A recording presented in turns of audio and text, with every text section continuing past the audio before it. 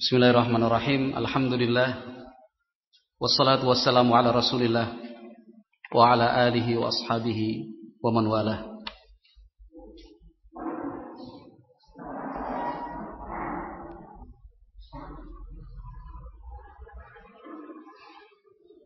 Ikhwati fillah rahimakumullah.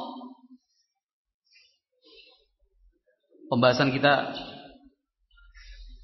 masih meneruskan materi tadi tentang membina rumah tangga yang penuh barokah. Berikutnya kita akan berbicara tentang sebuah ayat Al-Quran di dalam surat Ar-Rum, sebuah ayat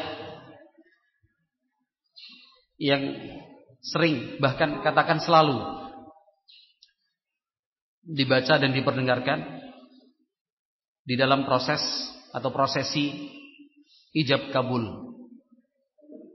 baik oleh penceramah, mungkin pihak dari KUA, atau tertera dalam surat undangan, atau yang semisalnya. Ayat itu berbunyi, wa min ayatihi an khalaqalakum min anfusikum azwaja. Wa min ayatihi an khalaqalakum min anfusikum azwaja litaskunu ilaiha wa ja'ala bainakum mawaddatan wa rahmah inna fi dzalika laayatin liqaumin yatafakkarun. Allah menyebutkan bahwa di antara tanda-tanda kebesarannya, Allah itu maha besar, Allah itu maha agung, Allah itu maha mampu. Nah, salah satu bukti kebesaran Allah Subhanahu wa taala adalah Allah menetapkan ciptaannya dengan berpasangan.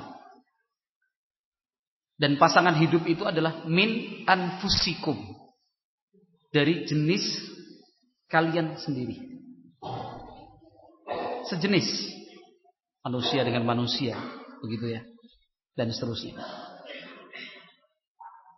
Nah, hidup berpasangan, kalau dalam bahasa kita hari ini adalah hidup berumah tangga. Apa tujuannya? Allah menyebutkan litaskunu ilaiha, agar kalian mencapai sakinah, ketentraman. Dengan adanya pasangan hidup itu tujuannya adalah tentram. Wa ja'ala bainakum mawaddatan wa rahmah. Dan di antara tanda-tanda kebesaran Allah Subhanahu wa taala adalah Allah menetapkan adanya kasih sayang dan rahmah di antara suami dan istri. Allah menutup ayatnya dengan berfirman, inna fi dzalika laayatin liqaumin yatafakkarun. Sesungguhnya dalam hal ini terdapat pelajaran, tanda-tanda besar bagi orang yang mau berfikir dan merenungkan. Mari kita merenungkan ayat ini sebagaimana perintah dari Allah Azza wa Jalla di akhirnya, inna fi dzalika laayatin liqaumin yatafakkarun. Jodoh itu rahasia. Kita tidak bisa menentukan, juga tidak bisa memastikan si A dengan si B, si C dengan si D, si E dengan si K, si M dengan si O, X dengan Z. Tidak ada yang bisa memastikan. Nah, jadi memang rahasia Allah Azza wa Jalla jodoh itu. Sudah berusaha dijodoh-jodohkan, gagal. Kan begitu ya. Yang katanya membenci akhirnya jadi istri. Itu kan kehidupan dunia.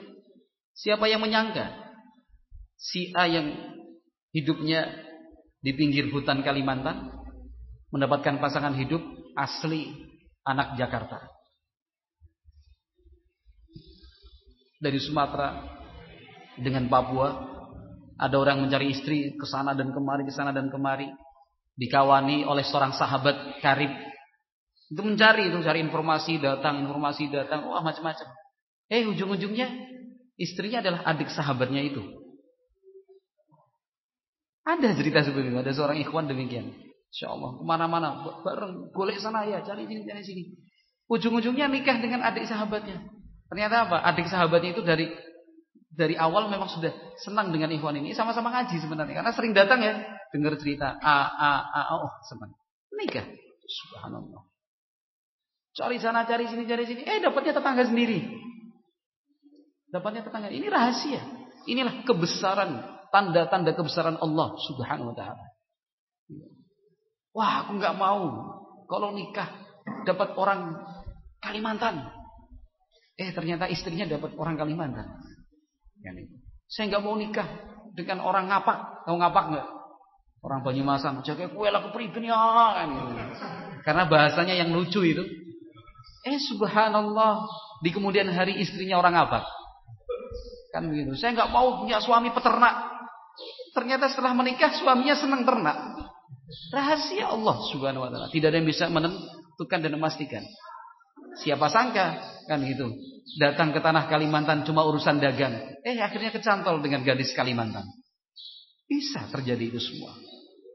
Nah, dan yang jelas tanda-tanda kebesaran Allah itu banyak.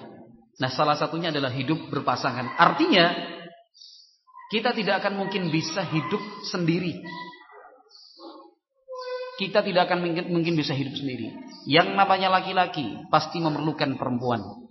Yang namanya perempuan pasti membutuhkan laki-laki. Sesempurna apapun Anda sebagai seorang laki-laki, tetap ada satu hal, bahkan beberapa hal yang tidak akan mungkin bisa terlaksana tanpa ada kehadiran seorang perempuan dalam kehidupan Anda. Nah, seorang laki-laki yang serba bisa.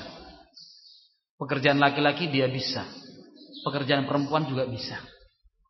Nah, mulai dari bengkel otomotif gitu, bisa beternak, bisa bertani, bisa nyawah, bisa pinter juga, masak pinter, chef, kan gitu ya, macam-macam, bersihkan rumah bisa, nyetrika bisa, serba mandiri. Nah, tetap saja dia masih dikatakan kurang karena pasangannya belum dapat. Maka Allah mengatakan an khalaqalakum min anfusikum azwaja. Azwaja itu pasangan. Sama halnya dengan seorang perempuan, semandiri apapun dia, semua serba bisa. Bukan cuma pekerjaan perempuan, pekerjaan laki-laki pun dia mampu melakukannya. Kan gitu. Atlet taekwondo misalkan. Kan gitu. Pokoknya bersih-bersih rumah bisa, perbaiki genteng bisa perempuan, perbaiki listrik bisa, lengkap. Kan gitu ya. Naik kuda bisa, bercocok tanam, semua bisa. Apalagi yang pekerjaan perempuan lebih bisa lagi. Tapi tetap saja mandirinya perempuan, tetap dia memerlukan laki-laki. Tetap memerlukan laki-laki. Nah, ini salah satu tanda kebesaran Allah Subhanahu wa taala. Maka Allah Subhanahu wa taala menghalalkan pernikahan. Bahkan Allah memilihkan jalan pernikahan untuk hamba-hambanya yang terbaik, yaitu para nabi dan para rasul. Kita kan sering mendengar nikah itu sunnatul mursalin. Nah, sunnah jalan hidupnya para nabi dan para rasul alaihimus salatu wassalam. Nah, maka ikhwati fillah yang dimuliakan dan dirahmati Allah Subhanahu wa taala. Nah, menikah itu memang sudah sunnatullah yang harus dijalani. Nah, tetapi perlu diingat apa tujuannya. Allah sudah menentukan tujuan menikah itu litaskunu ilaiha, untuk meraih ketentraman. Tujuan orang menikah itu untuk meraih ketentraman. Pertanyaannya, ketika kita sudah berkeluarga, akan tetapi ketentraman itu belum juga kunjung tiba, ketenangan itu tidak pernah dirasakan, berarti ada sesuatu yang salah dalam rumah tangga kita. Ada yang konslet. Harus dicari letak masalah itu di mana. Akar persoalannya itu apa? Dicari. Kenapa sampai tidak tentram? Di rumah kok gak betah? Melihat istrinya sumpah. Sama halnya dengan seorang istri, melihat suaminya gak senang. Kalau suaminya pergi malah bahagia. Ini berarti ada sesuatu yang salah dalam rumah tangganya. Ada sesuatu yang salah dalam rumah tangganya. Kenapa? Allah sudah menentukan bahwa rumah tangga itu tujuannya untuk menciptakan sakinah, ketentraman, ketenangan, kenyamanan. Nah, tugas kita untuk mencari mencari dan menemukan tiap-tiap anak tangga untuk sampai ke sana, ketentraman dan ketenangan itu. Nah, litaskunu ilaiha wa ja'ala bainakum mawaddatan wa rahmah. Dan Allah Azza wa Jalla menetapkan di antara kalian hidup berpasangan ini ada mawaddah, cinta, kasih sayang, wa rahmah, saling memberi, saling mengasihi, saling berbagi, saling merasakan. Ini rumah tangga yang sesungguhnya, rumah tangga yang mestinya kita cari-cari dan kita temukan. Nah, saling merasakan, saling memberi, saling berbagi. Nah, ketika suaminya susah, istrinya ikut susah. Bukan melihat suami susah, istrinya malah gembira, menari-nari di atas kesusahan suami. Atau misalkan istrinya sedang sakit, suaminya cuek, biasa aja. Kamu jadi istriku, tidak jadi istriku, ya tetap sakit. Dulu belum nikah memangnya nggak sakit? Memangnya sakitnya setelah jadi istriku? Udah cari obat sendiri. Ya subhanallah. Nah, ini belum terlaksana tujuan menikah yang dikehendaki oleh Allah Subhanahu wa taala dan yang dituntunkan oleh Nabi Muhammad sallallahu alaihi wasallam. Ini tujuannya. Mari kita refleksi. Kita refleksi, kita introspeksi selama ini menikah. 5 tahun, 7 tahun, 10 tahun, 15 tahun, 20 tahun, 30 tahun. Mungkin ada yang sampai 40 tahun sudah menikah. Sudahkah ketentraman dan ketenangan itu diraih dan dicapai? Kalau belum, maka ada sesuatu yang salah dalam rumah tangga kita. Berarti rumah tangga kita selama ini belum sesuai dan belum sejalan dengan syariat Islam. Belum sejalan dengan syariat Islam. Artinya rumah tangga kita selama ini ternyata masih jauh dari bimbingan-bimbingan Rasulullah sallallahu alaihi wasallam. Nah, tidak sedikit kaum istri yang menganggap suami sebagai beban berat. Itu tidak sedikit. Kaum istri yang merasa suami itu hanya menjadi pihak yang menghalang-halangi kesenangan dia. Karena ada suami makanya begini, karena ada suami makanya begini. Serba susah ini dan itu. Nah, mau keluar rumah aja harus izin. Kan begitu syariat Islam. Harus keluar, mau keluar aja dari rumah harus izin. Mau berpuasa harus izin. Dikit-dikit izin suami, dikit-dikit izin suami. Merasa dipenjara. Tidak sedikit kaum istri yang merasakan itu beban. Sama halnya dengan kaum suami. Tidak sedikit kaum suami yang menganggap istri itu sebagai beban. Nah, mau berkunjung ke rumah teman aja udah lihat jam terus. Waduh. Nah, udah jam 11, izin pulang kenapa ditunggu istri? Tunggu istri. Teman dong. Dapat teman baru, teman lama dilupain. Kan itu. Di SMS ini udah di SMS istriku nih. Sampai akhirnya, memang susah punya istri. Enggak bebas seperti dulu lagi. Kan itu. Kalau dulu waktu masih bujang mau nginep di rumah teman 2 hari 3 malam bisa. Mau main ke sana dan kemari bisa. Sekarang ada istri, pulang. Pulang. Nah, mau jajan di warung aja sudah nggak bisa. Kenapa? Istriku di rumah. Emang susah ya punya istri ya. Yang gitu. Nggak bisa makan di luar. Nah, karena kalau makan di luar istri marah-marah. Segala macam. Ya subhanallah. Istri dianggap sebagai beban. Nah ini berarti ada sesuatu yang salah dalam rumah tangga kita. Karena sekali lagi salah satu hikmah Allah mensyariatkan menikah itu adalah seperti yang disebutkan dalam firman-Nya tadi, litaskunu ilaiha wa ja'ala bainakum mawaddatan wa rahmah. Inna fi dzalika laayatin liqaumin yatafakkarun. Marilah kita merenungkan kembali rumah tangga kita selama ini seperti apa. Betahkah kita di dalam rumah? Atau rasa-rasanya ingin selalu pergi meninggalkan rumah? Senangkah kita saat berada di samping pasangan hidup? Nah, senang, bahagia? Ataukah tidak?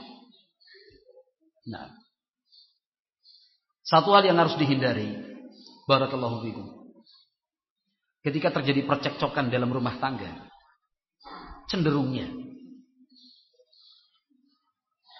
Kenapa sampai kemudian terjadi pertengkaran yang kemudian membawa pada perceraian dan seterusnya? Karena langkah-langkah untuk mengantisipasi dan menyelesaikannya itu ternyata tidak benar. Orang kalau sudah bertengkar, mestinya langkah pertama itu mengucapkan a'udzubillahi minasyaitonir rajim. Ta'awudz. Kenapa? Ini syaitan sudah mengambil peran. Sudah mengambil peran. Marah. Seorang istri marah kepada suami, tersinggung dengan sikap suami. Seorang suami marah kepada istri karena merasa disakiti oleh istri. Nah, bayangkan kalau kedua-duanya sama-sama berdiri, sama-sama melotot, sama-sama saling tunjuk tangan, kemudian meninggikan suara, apa yang terjadi? Terus gitu. Tapi lihat ajaran Islam dalam keadaan marah begitu, duduk, diam. Tidak kemudian meluapkan semua isi hatinya. Kamu dasar kamu tidak bersyukur. Kamu tuh dari keluarga miskin dulu. Malah diungkit-ungkit. Kami itu dulu sakit, aku yang merawat. Mestinya duduk, ucapkan a'udzubillahi minasyaitonir rajim. Aku berlindung kepadamu ya Allah dari syaitan yang terkutuk, yang dijauhkan dari rahmatmu ya Allah. Kenapa? Agar kita tidak menjadi korban dari syaitan. Ucapkan ta'awudz. Diam. Tidak perlu meluapkan semua isi hati. Jaga lisan. Karena orang dalam keadaan marah dan emosi, kata-katanya tidak terkendali. Bahkan tidak sadar dia mengucapkan kata-kata yang kasar.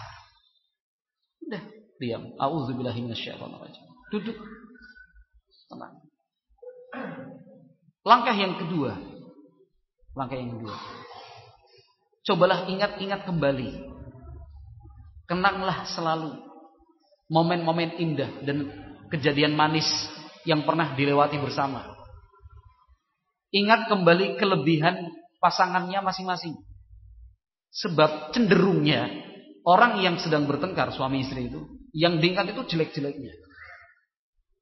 Itu cenderungnya orang seperti itu. Yang tidak paham agama, yang tidak mau mengkaji Islam, seperti itu kondisi dan keadaannya. Kalau sudah ribut sama suaminya, ribut sama istrinya diingat-ingat selalu kesalahan suami. Iya, suamiku pernah dulu, ini dari dulu lagi nggak berubah.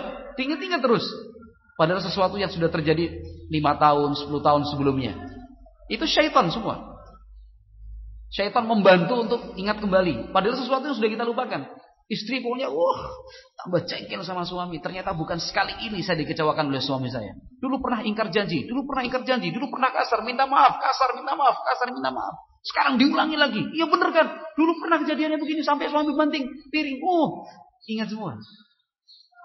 Suami juga seperti itu. Dasar istri ini nggak bisa diatur, dari dulu begini. Selalu saja, nggak pernah berubah. Sudah diingatkan, ini terus diingat. Ini jalan syaitan untuk menghancurkan rumah tangga kita. Jangan. Yang harus dilakukan adalah mengingat kembali kebaikan pasangan masing-masing. Ingat terus. Insyaallah suamiku begini. Jasanya, Masya Allah cintanya, Subhanallah perhatiannya, kelemah lembutannya. Ini pernah ngasih ya, pernah memberi hadiah ini, pernah ngasih ini segala macam.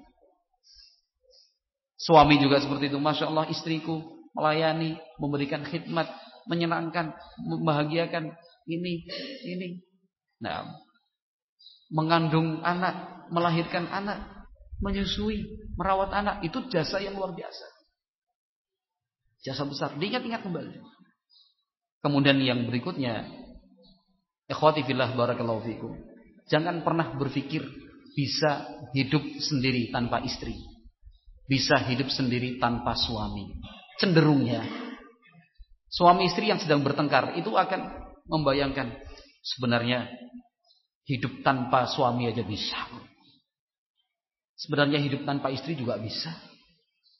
Itu syaitan semua. Jadi ini harus dijauhi. Kalau sudah mulai muncul pikiran seperti itu, buang jauh-jauh. Kenapa? Karena kita hidup di dunia ini sudah ditetapkan Allah Subhanahu wa taala dengan azwaja, berpasang-pasangan. Satu dengan lain saling melengkapi. Yang kurang ditutup, yang lemah dikuatkan. kita dalam hidup berumah tangga, saat menyaksikan kelemahan pada pasangan hidup, tidak perlu diungkit kelemahan itu, tapi tugas kita untuk menguatkan sisi yang lemah. Dalam rumah tangga ada sesuatu yang sifatnya kurang, jangan mengeksploitasi kekurangan itu untuk kemudian merendahkan pasangan hidup, tetapi tutup celah kekurangan itu. Sekarang saya berikan sebuah contoh. Barakallahu fikum. Suami dan istri. Katakan demikian. Nah, sekarang istri kita, subhanallah. Nah, dengan semua kelebihan yang dipunya, ternyata juga memiliki kekurangan.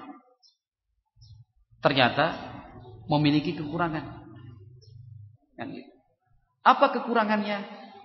Tidak bisa memasak, kurang pintar meracik bumbu. Katakan begitu. Ini kan kekurangan. Di dalam Islam, ketika hal ini kita temukan, tugas kita sebagai suami apa? Marah, mencela, mengangkat kekurangan itu. Kamu itu sebagai istri itu harus masak aja nggak bisa. Gimana kamu? Kewajiban kamu. Ini kan kekurangan. Tugas kita sebenarnya menutup kekurangan ini. Apa yang kita lakukan? Misalkan sebagai contoh, kita membeli buku-buku referensi tentang masakan Nusantara. Kan begitu ya? Nih, masakan Nusantara. Bukan cuma membelikan bukunya, membelikan dan menyiapkan bahan-bahannya. Suatu saat di akhir pekan, saat liburan, kita sepakat, Dek, gimana kalau besok dari pagi kita masak bareng. Ini namanya tugas seorang suami terlaksana, menutup kekurangannya. Atau misalkan ditawarkan, Dek, mau berlatih masak, belajar masak kepada Ummu Fulanah, tak anterin. Atau ingin mengundang instruktur masak Ummu Fulanah, kita hadirkan, kita datangkan. Bagaimana? Kami subhanallah. Nah, ini cara kita menutup kekurangan yang ada pada istri. Bukan kemudian malah mencela, tapi itu tadi rahmah, saling menutupi. Nah, tidak bisa bersih-bersih. Misalkan bersihkan ini, misalnya nggak bisa. Bersihkan lantai kok masih kotor, terus bersihkan kamar mandi masih kotor, masih bau. Bukan kemudian malah dijelek-jelekan dan diburuk-burukkan, bukan. Tapi kita mengambil inisiatif sendiri. Oh, membelikan cairan pembersih lantai. Katakan lebih mahal, tapi memang kualitasnya baik. Nah, kalau perlu kita mencontohkan, wah, bisa bersih kok, Dek. Insyaallah. Kamar mandi itu begini. Bukan setelah beli cairan, bersihkan sana itu bagus ini. Mahal. Nah. Tapi sebelum kita berikan contoh. Pas liburan, mungkin pagi sebelum berangkat kerja, sore ketika dalam keadaan santai bersihkan. Ngapain, Mas? Enggak, ini cairan bagus. Katanya membersihkan kamar mandi bagus sekali ini. Sekarang pengen tak praktekin. Coba lihat, mau enggak? Kasih semangat dong. Kan gitu. Maksudnya contoh, tak ajari loh kamu. Tapi bahasanya kasih semangat dong. Ayo suamiku, bilang begitu, ayo. Contohnya gitu. Ya, sudah. Oh iya, bersih ya. Berarti besok kayaknya membersihkan kamar mandi pakai cairan ini bagus loh, Dek. Gitu ya. Kita memberikan solusi, bukan kemudian mengangkat kekurangan-kekurangan itu, bukan. Nah, itu mungkin bisa diangkat sebagai contoh untuk kekurangan yang ada pada istri.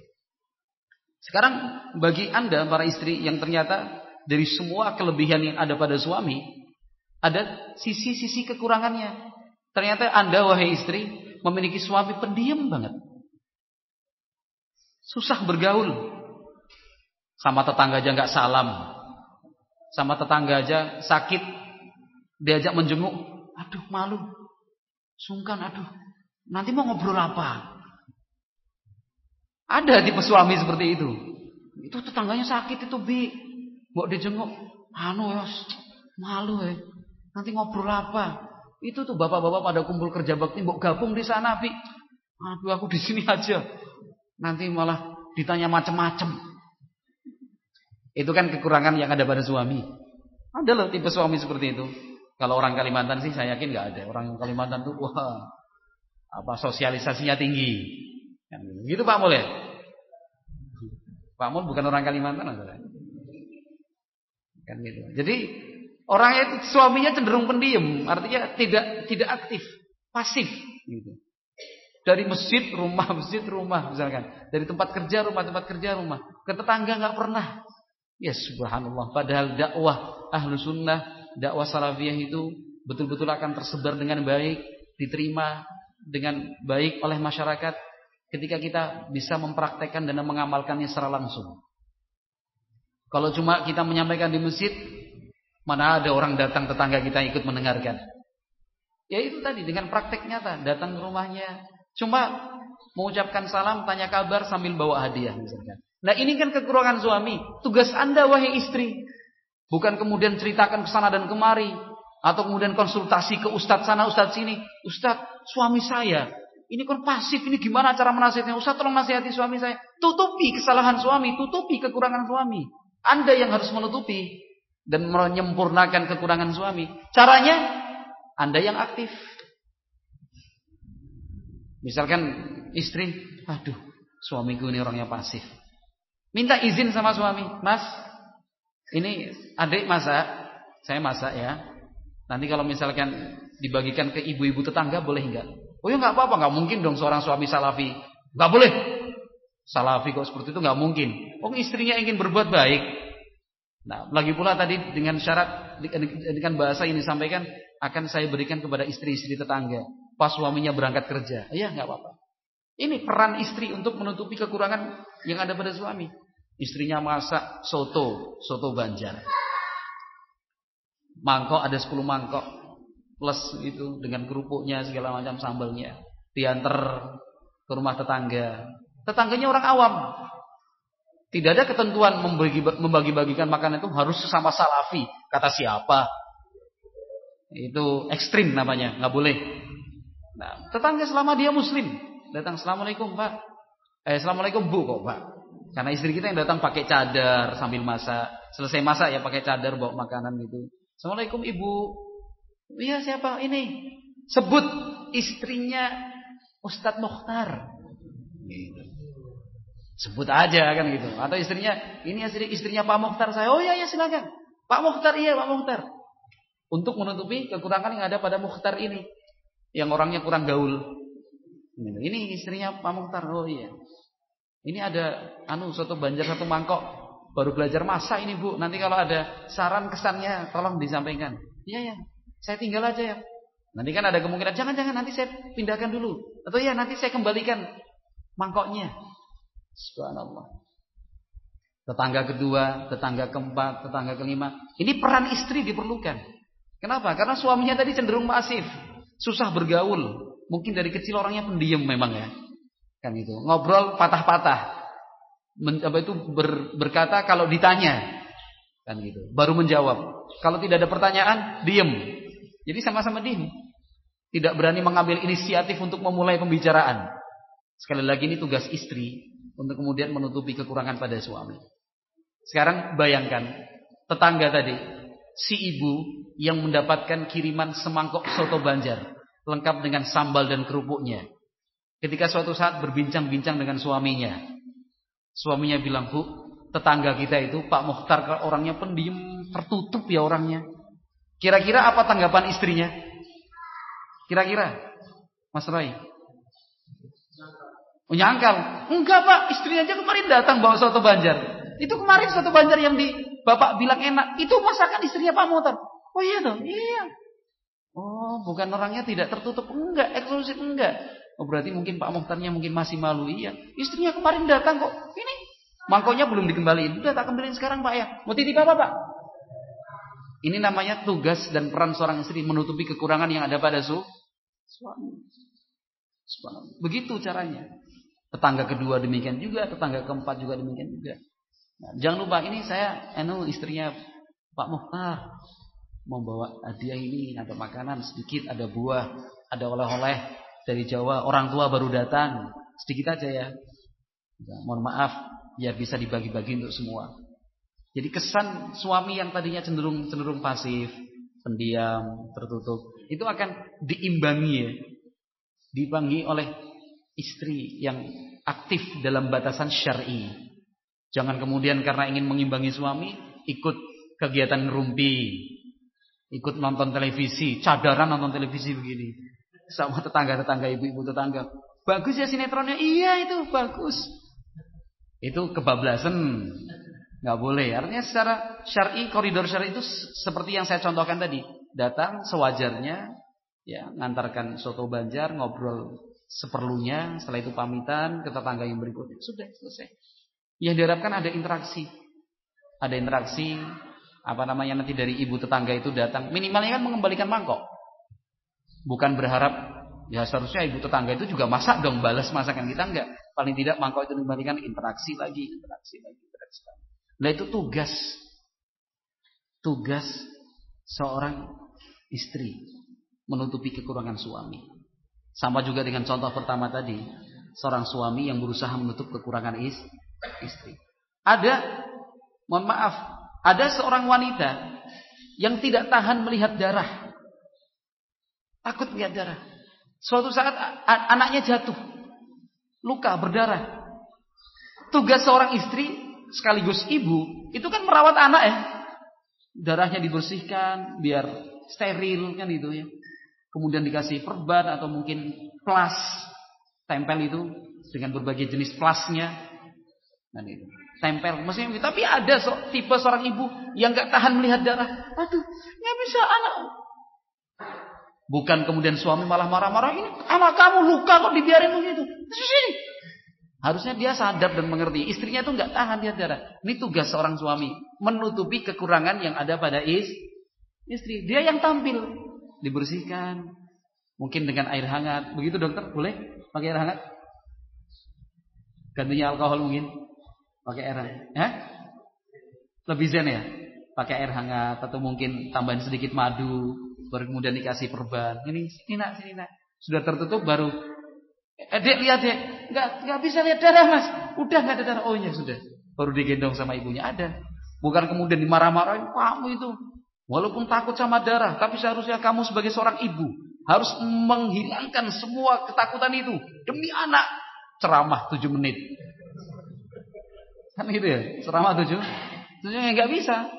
Sudahlah, sadarilah itu memang kekurangan istri kita. Tugas kita sebagai suami apa? Nutup. Kita yang mengambil peran istri saat itu. Nah, kita yang mengambil peran istri saat itu.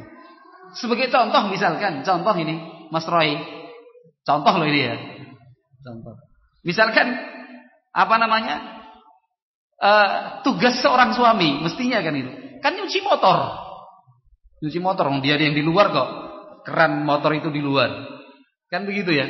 Apalagi musim hujan motornya kotor, biar awet kan harus dicuci. Mesinnya, rantainya segala macam biar nggak karatan dan segala macam. Ini subhanallah suaminya nggak ngerti tentang motor sama sekali. Ngertinya cuma pakai aja pokoknya. Ngegas ngerem ngisi bensin. Nggak paham tentang motor. Masya Allah, ternyata istrinya ini dulu sebelum ngaji senang motor. Kan itu. Ya dalam posisi seperti ini jangan bilang, Mas, jadi suami kok nyuci motor aja nggak bisa. Periksa aki aja nggak tahu, lihat oli aja nggak paham. Gimana jadi suami? Bukan segitu kan? Minta izin, Mas, gimana kalau motornya tak cuci kayak kotor sekali ya? Sedang semangat nyuci motor nih, boleh nggak Mas? Jadi tidak perlu merendahkan suami. Tidak perlu merendahkan suami. Laki-laki nggak bisa nyuci motor, bukan. Tapi tawarkan, Mas, gimana kalau motornya saya cuci? Sedang semangat nyuci motor ini, biar motornya ya sudah, nggak apa-apa, nggak ada masalah. Tapi pakai hijab ya. Pakai hijab kalau misalkan tidak ada di ruangan tertutup. Kalau di ruangan tertutup sih nggak ada masalah. Mungkin di ruang belakang kita, halaman depan tertutup pagar, tidak ada orang yang melihat istri kita, nggak ada masalah. Tapi kalau misalkan di depan rumah lalu lalang orang, nggak ada masalah nyuci motor. Masya Allah, ngulang. Nah, justru bukan kemudian merasa suami apa ini motor nggak tahu. Make aja nyuci nggak paham. Ini namanya saling apa namanya? Mas, sudah siap? Siap menjawab? Siap. Namanya saling apa ini? Saling menutupi, berbagi. Saya kira contoh itu banyak. Monggo dikembangkan masing-masing, diimprovisasi sendiri-sendiri. Contoh itu banyak dalam kehidupan sehari-hari. Dalam kehidupan sehari itu banyak sekali peran kita. Peran kita. Dan itu yang dipraktekkan oleh Nabi Muhammad sallallahu alaihi wasallam. Suatu saat ibunda kita Aisyah radhiyallahu anha ditanya oleh tabi'in, Rasulullah itu kalau di dalam rumah kegiatannya apa? Aktivitasnya bagaimana? Ibunda kita Aisyah mengatakan seperti umumnya suami. Suami umumnya seperti apa? Membantu pekerjaan rumah istrinya. Menjahit, memasak. Meringankan beban istrinya selagi ada kesempatan. Bukan kemudian tiap hari. Kata Al-Hafidz Ibnu Hajar rahimahullah, bukan tiap hari membantu istri, terus enggak, saat-saat tertentu. Ketika memang dirasa istrinya memang memerlukan bantuan. Dibantu. Misalkan parut kelapa. Contoh ini. Parut kelapa kan butuh tenaga yang besar kan ya. Capek. Orang Jawa bilang kemeng di sini ya.